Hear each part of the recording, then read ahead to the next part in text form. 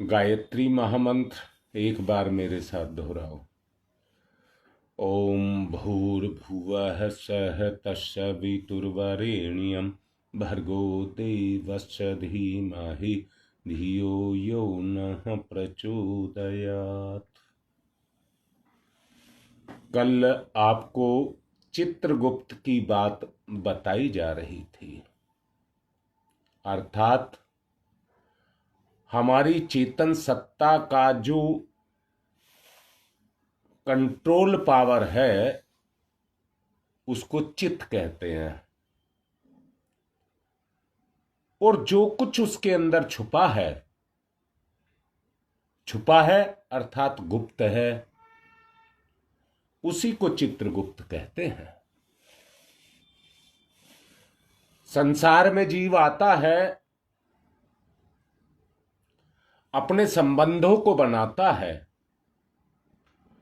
और संबंध उसके साथ जुड़े रहते हैं। जो संबंध उसके जुड़े रहते हैं उनका संबंध उस चेतना के साथ जुड़ जाता है। आत्मा अपने आप में शुद्ध, बुद्ध, मुक्त, निरंजन है। वो किसी तरह के किसी बंधन में नहीं बनती। दोबारा से कहना चाहूंगा, आपके शरीर में वायु जाती है प्राण के द्वारा, मुंह और नाक के द्वारा, परंतु वो प्राण वायु जो जाती है उसका संबंध एक जो श्वासन तंत्र है उस तक है। बात को मेरी को दोबारा से समझो, जो मैं कहना चाहता हूं उस बात को अच्छे से समझो। आपके शरीर में सांस प्राण बन करके जाता है। भगवान का उद्देश्य वायु से कोई नहीं है, शरीर से उसका कोई रिश्ता नहीं है, रिश्ता तो प्राण से है। क्योंकि भगवान ने, सिस्टम ने उस प्राण को वायु में घोल करके रखा है,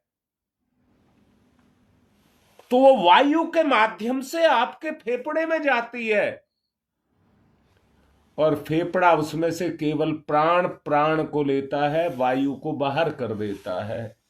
तुम देखते होगे डॉक्टर हमें इंजेक्शन लगाता है पर इतनी दवाई उसमें से गिरा देता है कि उसमें वायु का एक कण भी ना जाए। अगर वायु चली गई तो बचेगा नहीं, क्योंकि वो वायु हृदय पर जाएगी, वो वायु हृदय पर जाएगी, और वहां पर अगर वायु चली गई तो हृदय के बीच में खून मिलने में गैप हो जाएगा और प्राणांत हो जाएगा। मैं फिर से क्या कहना चाहता हूं, भगवान ने जिंदा रखने के लिए प्राण दिया है। मैं दोबारा बोलूंगा, बहुत अच्छे से समझना। नाव पानी में रहती है पर पानी नाव में नहीं रहता। ऐसे ही जीव संसार में शरीर जरूर रहता है पर जीव परमात्मा में रहना चाहिए। बोलो, इतनी बात समझ आ रही है नहीं आ रही? आगे की बात तब चले जब आपको बेसिक जो स्थिति है, प्राथमिक अवस्था है, उसका आपको पता लगे।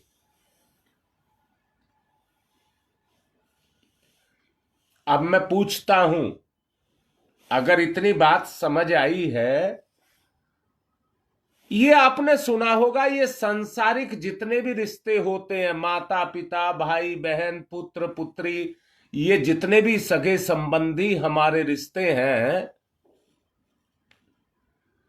इन रिश्तों का और कोई मतलब नहीं होता, क्योंकि ये रिश्ते हमारे नजदीक होते हैं।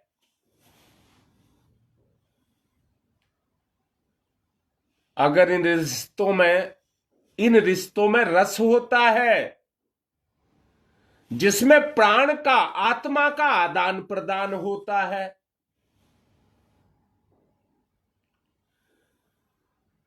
जिससे प्रेम बढ़ता है, आत्मा का जो पोषक तत्व है वो प्रेम है। अगर रिश्ते प्रेम के हैं तो रिश्ते हैं, अगर उनमें स्वार्थ आ गया तो वो रिश्ते नहीं है, फिर नरक है, मरण है। और आप देख भी लीजिए, व्यवहारिक जीवन में आप देख भी लीजिए, जहां पर स्वार्थ है, रिश्तों में जहां पर स्वार्थ है, वहां नरक है, वहां रिश्ता नहीं है, वहां रिश्ता बनाने का मन नहीं होता, उनसे दूर भागने का मन होता है। बोलिए, इतनी बात समझ आ रही है? अगर आदमी को कोई भजन भक्ति कुछ नहीं आता, केवल वो अपने रिश्तों को बना करके रखता है, और उन रिश्तों, मैं फिर से समझूंगा और समझाऊंगा, जैसे केला मीठा होता है, स्वादिष्ट होता है, वैसे ही रिश्ते में भी रस होता है। रिश्ते में भी रस होता है, परंतु भोग नहीं, भोग नहीं, उनका आदी नहीं बनना। अगर तुम उनके आदी बन गए तो जिस तरह से नाव में पानी आ गया तो नाव डूबेगी। जिंदगी पर कोई बोझ नहीं है, ना जीवन बोझ है, परमात्मा का दिया है वो ही चलाता है। और सूक्ष्म रूप में देखेंगे तो जो नसीब में है वो ही मिलता है, उससे ज्यादा और कम नहीं।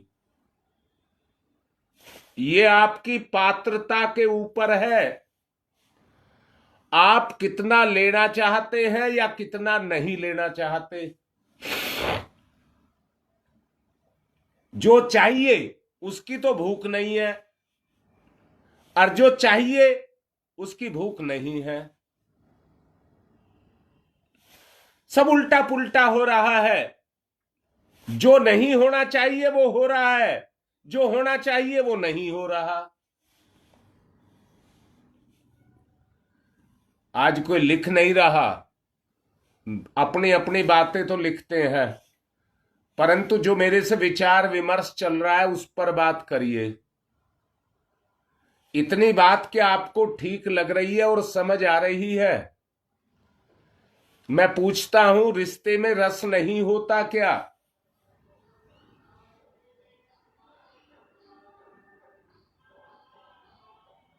रिश्ते का जब तक संबंध नहीं बनेगा, जैसे जीभ में रस होता है, और किसी चीज को हम जो अपनी मनपसंद है उसको देखते हैं तो हमारी इच्छा उस पर ललायित होती है और पाने की इच्छा होती है।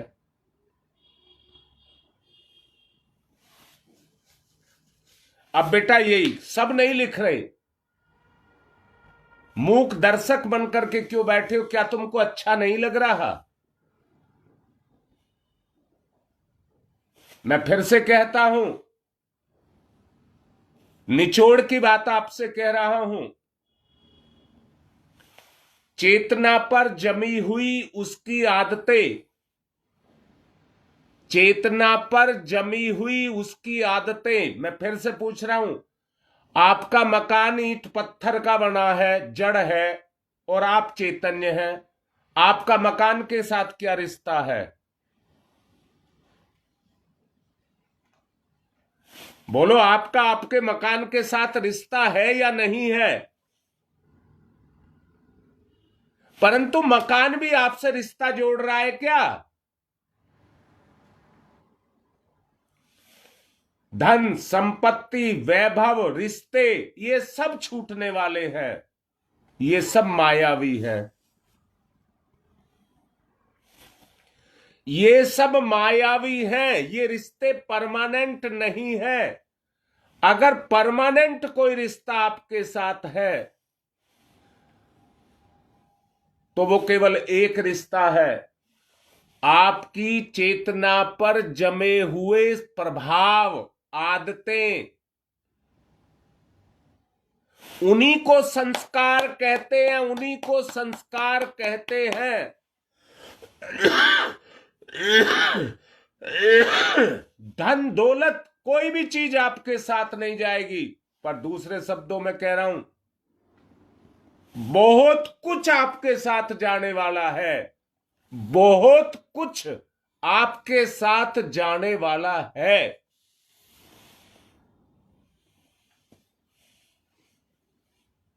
और वो जाने वाला है आपका संस्कार, और संस्कार के साथ में आपकी आदतें। शरीर तो मरने वाला है, मरने के बाद गलने या सड़ने या जलने वाला है। इसका बस इतना ही रिश्ता है। और इस इतने ही रिश्ते के साथ यहां हमारे रिश्ते बने रहते हैं, स्वार्थ के लिए, स्वार्थ के लिए। परंतु रिश्ता उसको कहते हैं। मैं एक बात आपसे पूछता हूं, मेरे शरीर के सारे अंग स्वस्थ हैं, तो मुझे किसी पत्नी, बेटा, भाई, पुत्र, किसी के रिश्ते की शरीर के रूप में आवश्यकता है क्या?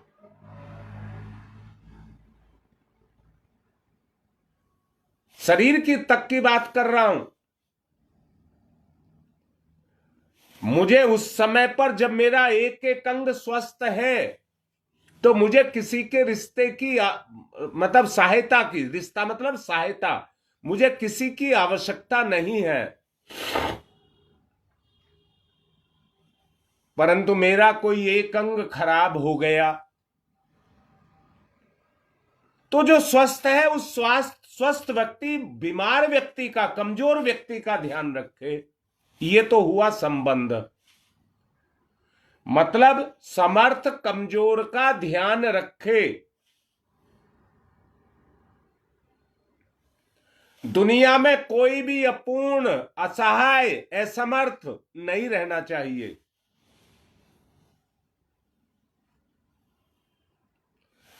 जब ये रिश्ता बनता है आपस में, रिश्ता वो एक ही स्तर पर बन सकता है।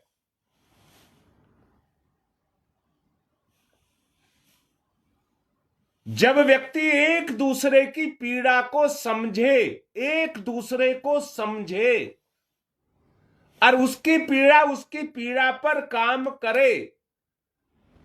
अब मैं पूछता हूं कि उससे क्या स्वार्थ मिटेगा या नहीं मिटेगा?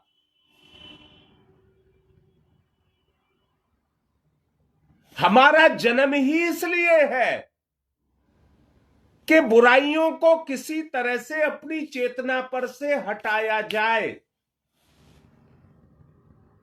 बुराइयों को हटाया जाए।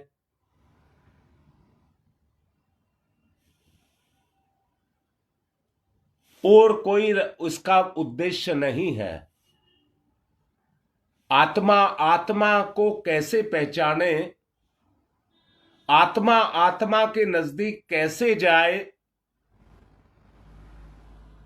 उसका केवल एक ही रास्ता है कि इस दुनिया में, मैं फिर से कहता हूं, दुनिया बड़ी अच्छी है, बड़ी उपजाऊ है। दुनिया बड़ी अच्छी है और बड़ी उपजाऊ है। इसमें किसी भी तरह की खेती की जा सकती है। तो खेती करने की आवश्यकता है संस्कार की, संस्कार की आवश्यकता है। जैसे जैसे संस्कार जगेंगे, और वो केवल एक चीज से। मुझे एक बात बताओ, कहीं खड्डा है तो कहीं टीला है, कहीं खड्डा है तो कहीं टीला है। अच्छा, बात को रोक करके एक बात पूछ रहा हूं, क्या दुनिया में कर्मफल की व्यवस्था नहीं है? भगवान अन्यायी है, अंधा है, पागल है? इस दुनिया में न्याय के आधार पर ही दुनिया चल रही है, और न्याय का मतलब ही है कर्मफल की व्यवस्था। मैंने अभी आपसे कहा यहां पर कहीं खड्डा है तो कहीं टीला है। आवश्यकता किस बात की है? अगर टीले को उठा करके खड्डे में डाल दें, टीले को उठा करके खड्डे में डाल दें, तो ना कहीं टीला रहेगा और ना कहीं खड्डा रहेगा, सब समतल हो जाएगा, सब समतल हो जाएगा। यही चीज हमारे संस्कार में आ जाए, अगर ये चीज हमारे संस्कार में आ गई तो समझ लेना न्याय की व्यवस्था आपके अंदर आ गई। और न्याय आने का मतलब आत्मा और परमात्मा में कोई अंतर नहीं है। आत्मा के गुण अगर आपके अंदर क्रियाशील हो गए तो परमात्मा का अवतरण आपके अंदर हो गया। संस्कार में अगर प्रधानता है तो संस्कार की प्रधानता है, प्रधानता है तो संस्कार की प्रधानता है। बेटा यही बात है योगेश, इस बात को कोई समझ नहीं। देखिए, आप इस समय भावना से ओतप्रोत हैं, सब इस समय भावना से ओतप्रोत हैं, और आपकी अंतरात्मा भी बोल रही होगी हमें ऐसा करना चाहिए।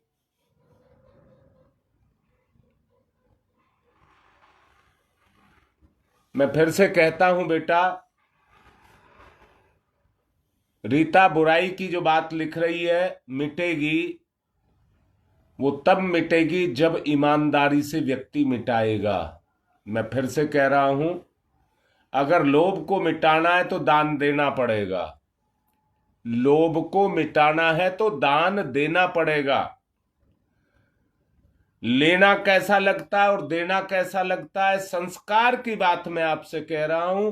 दान का मतलब है किसी का भला करना, भला करना। पर व्यक्ति तो इस चीज में फंसा हुआ है, अपना ही भला नहीं कर पा रहे तो दूसरे का कैसे करें। यानी कि उन्होंने अपनी आवश्यकताएं अनंत बना करके रखी हुई हैं। उस दायरे से अपने आप को बाहर निकालना है, उस दायरे से अपने आप को बाहर निकालना है। अच्छा, मैं पूछता हूं, क्या आपकी चेतना पर कोई प्रतिक्रिया नहीं होती? क्या आपकी चेतन सत्ता बिल्कुल जड़ हो गई है?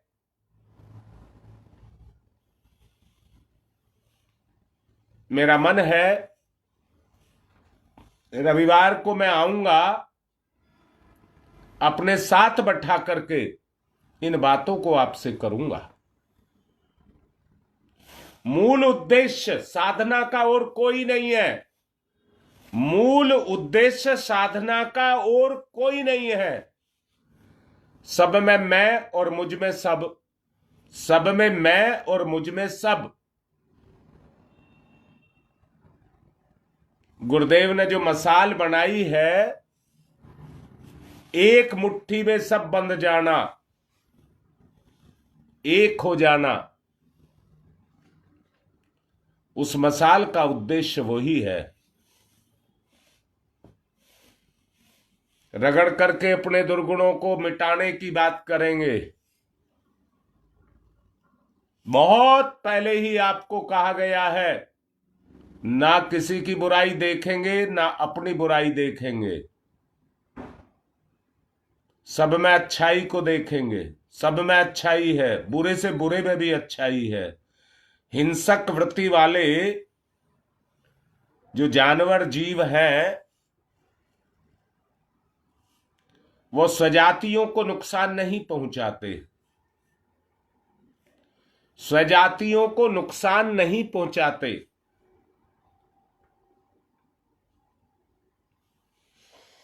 ना उनका मांस खाते हैं, वो अपनों का मांस नहीं खाते।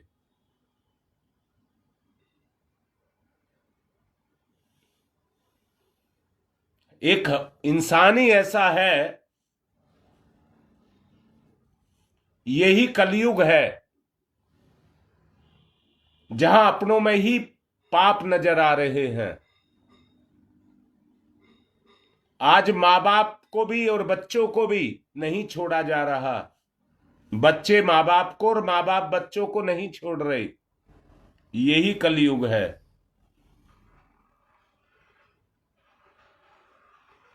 कैसी स्थिति पैदा है कि अपने माँ बाप में पाप नजर आ रहे हैं।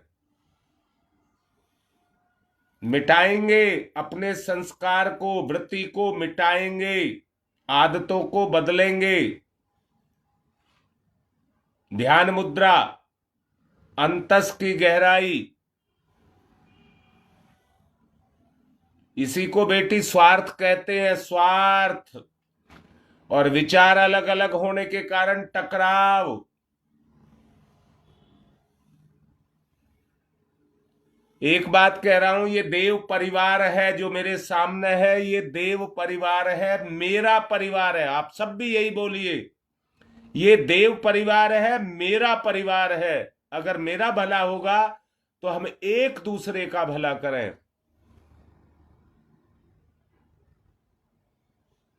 किसी की भी बुराई नहीं, सबकी अच्छाई। किसी की बुराई नहीं, सबकी अच्छाई।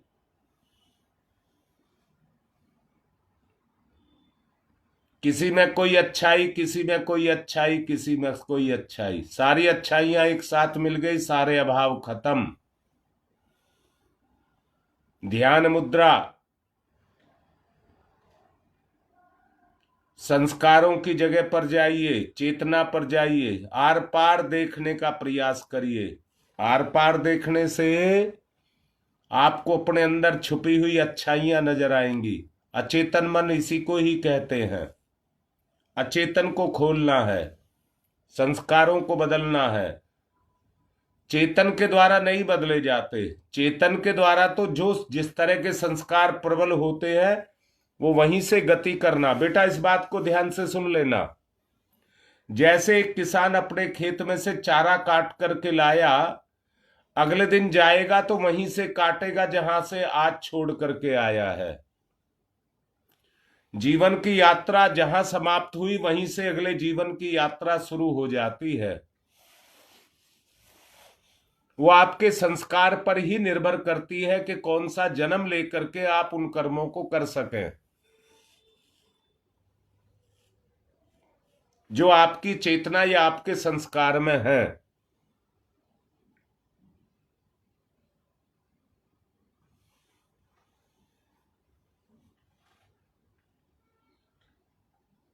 अपने आप को ऊंचा उठाना है तो चेतन मन का काम एक ही है। जितनी आदतें हैं, जो संस्कार में है, वो वहीं से उनकी गति शुरू कर देता है।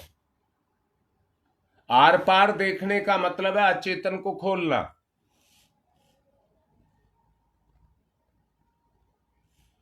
अब के रविवार को मेरा मन है इसी पर बात करूंगा आप सबसे, कैसे अचेतन को खोला जाए।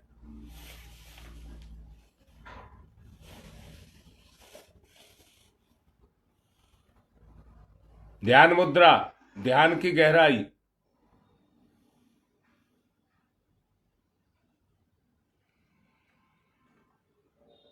गहरी लंबी श्वास,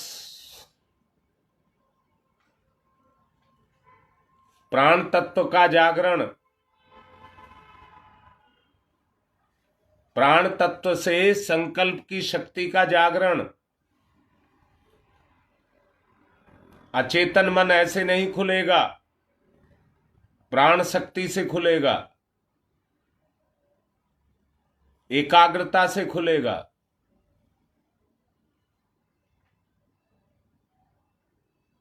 केंद्रीभूत करिए अपने आप को, चेतना पर, अपनी चेतना पर केंद्रीयभूत करिए, एक जगह पर इकट्ठा करिए अपनी शक्ति को, चेतना पर, चित्त पर जागरण करिए, अपनी चेतना का जागरण। ओ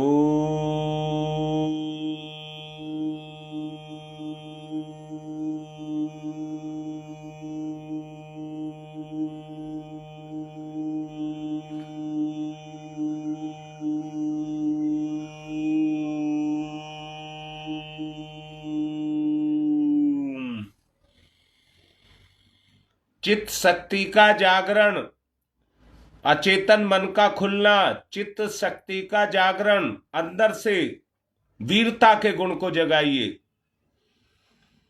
ओ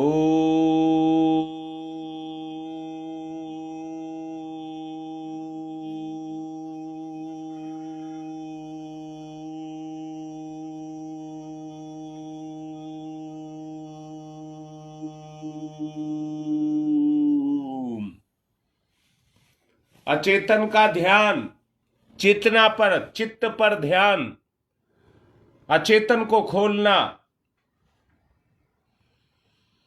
ओ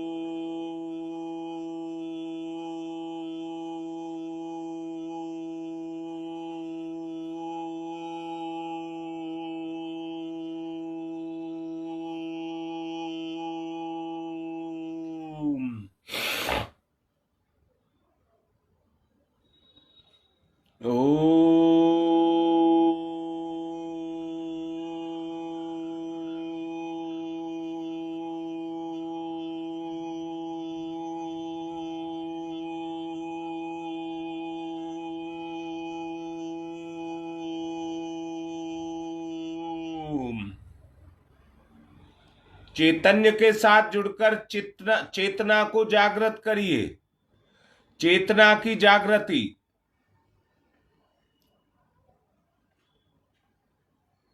चैतन्य आत्मा, संसार में चैतन्य सूर्य सविता, दोनों का मिलन संयोग, आत्मा परमात्मा का मिलन संयोग। ओ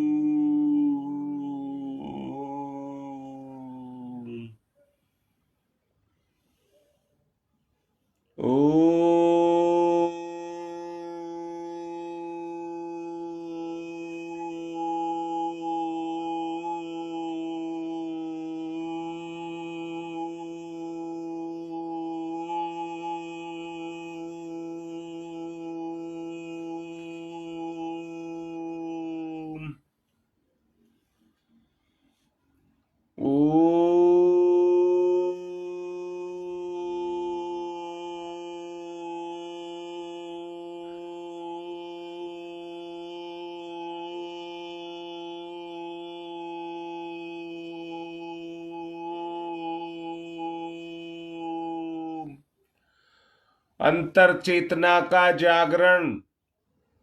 जमा हुआ मैल जलाएं, जमे हुए मैल को जलाएं।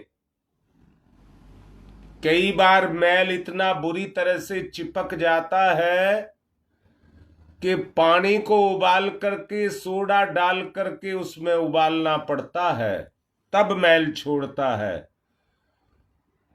ओम भूर्भुवः स्वः। ओम भूर्भुवः स्वः। जमे हुए संस्कारों को मिटाइए जो स्वभाव में समा गए हैं।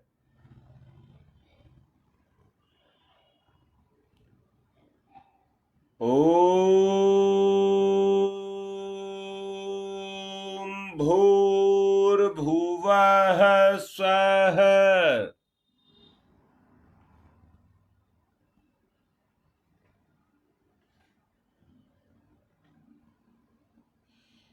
ओम भूर्भुवः स्वः।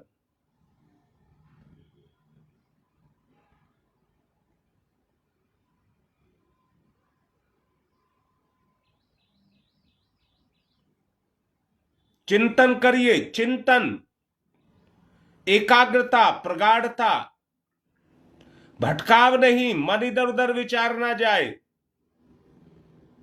प्रगाढ़ता, एकाग्रता। ओम भूर्भुवः स्वः।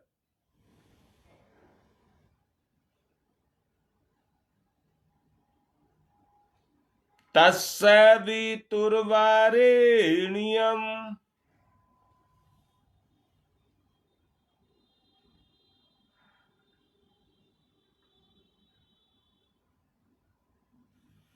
तत्सवितुर्वरेण्यम्। सविता का तेज वर्ण करिए।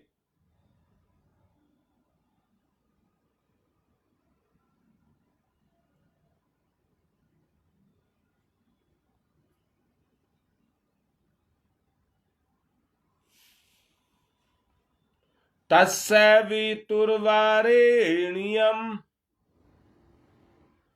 धोइए, निखारिए, सफाई करिए अपने चेतना की।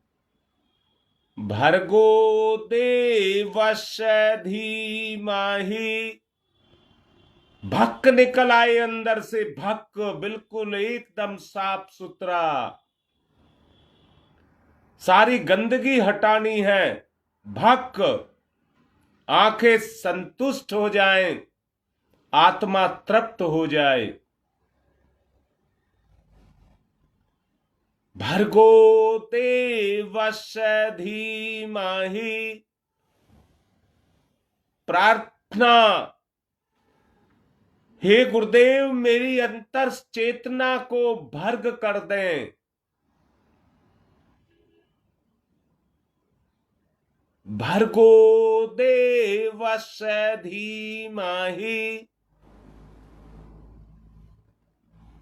भर्गो, भर्गो, भर्गो। प्रभु मुझे भर्ग कर दीजिए, भर्ग कर दीजिए, भर्ग कर दीजिए। मेरे पाप, मेरे कुसंस्कार, इनका दमन कर दीजिए, मिटा दीजिए।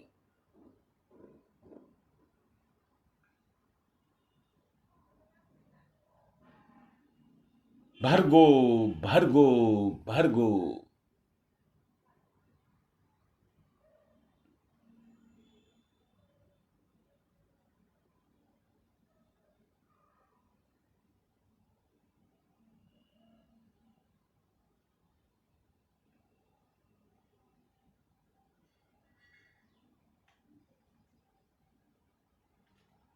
अंतर ही अंतर चेतना की प्रतिक्रिया। भर्गो देवस्य धीमहि।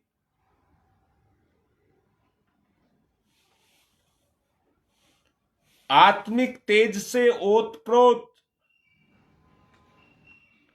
मेरी अंतर चेतना अंतर्भाव से आत्मीय रस से ओतप्रोत, आत्मा के रस से आत्मा ओतप्रोत।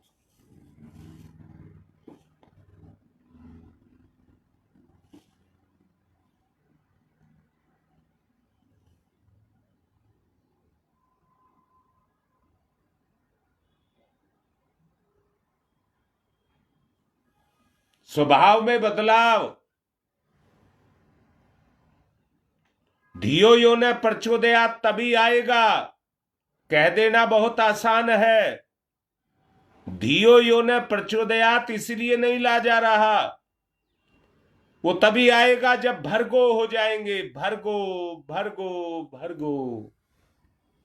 भक्क, एकदम साफ सुथरा निर्मल।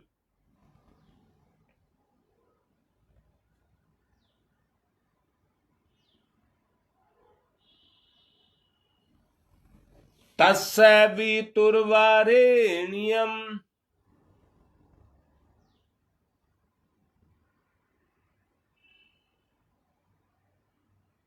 गंदगी को धोइए, कुछ काम नहीं आने वाला, कुछ काम नहीं आने वाला। गलत संगति से हमेशा परे, गलत संगति से हमेशा परे। बिल्कुल नहीं बैठेंगे। जहां कोई राजनीति की या गलत बात होती है वहां नहीं बैठेंगे। भर्गो देवस्य धीमहि।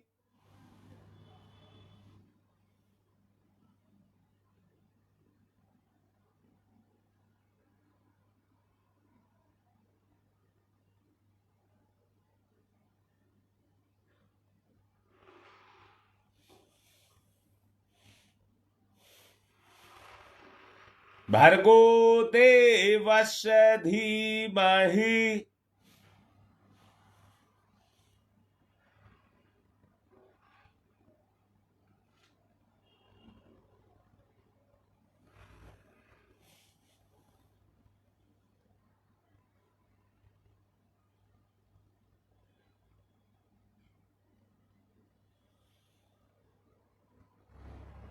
चेतना में पवित्रता,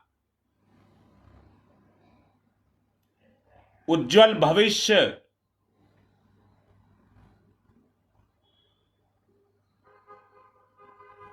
ओम तमसो मा ज्योतिर्गमय।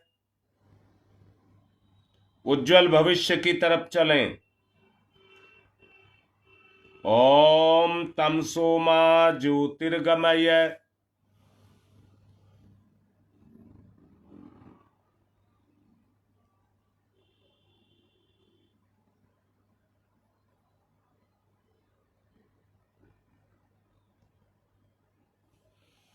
ओम तमसो मा ज्योतिर्गमय।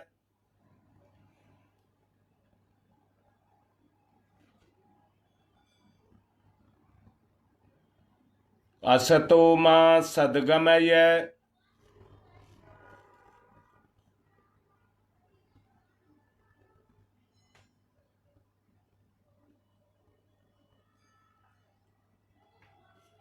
असतो मा सद्गमय।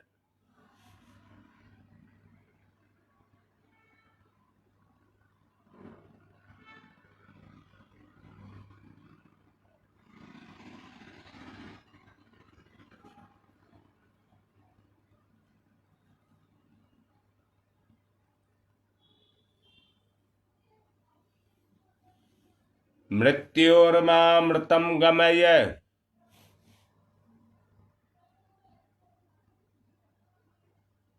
मृत्योर्मामृतं गमय।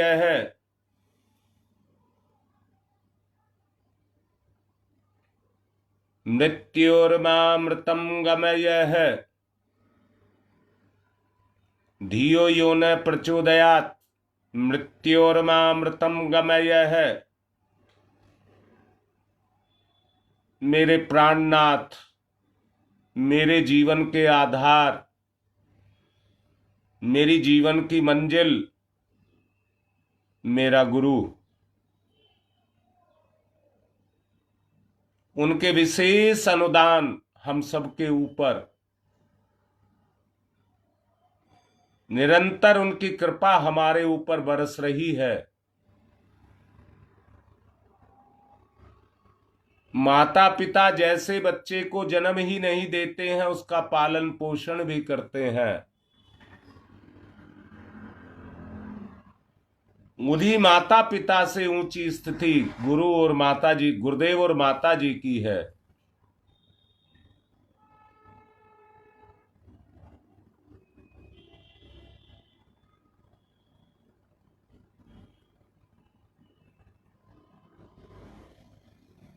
निर्मलता, अंदर से निर्मलता,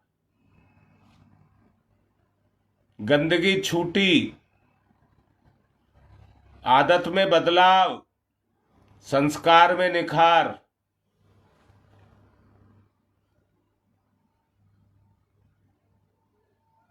करने से होगा, सोचने से नहीं।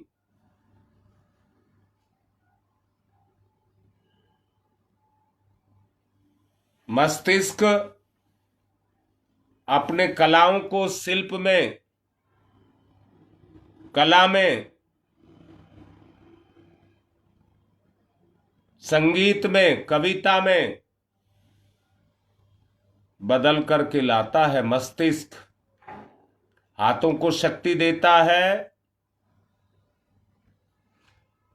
कि वो शिल्प का निर्माण करते हैं, शिल्प से निर्माण करते हैं, तरह तरह की चित्रकारिता, मूर्तिकारिता, या अपने आप को घड़ना। मस्तिष्क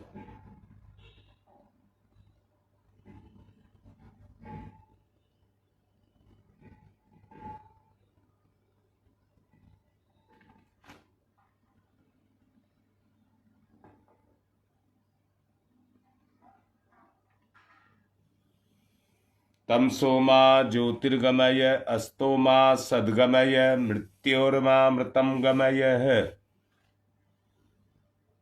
दोनों हाथ रगड़िए, मुख पर फिर आइए, उतार दीजिए तमोगुण को। सतोगुण की वृद्धि, तमोगुण के दूर।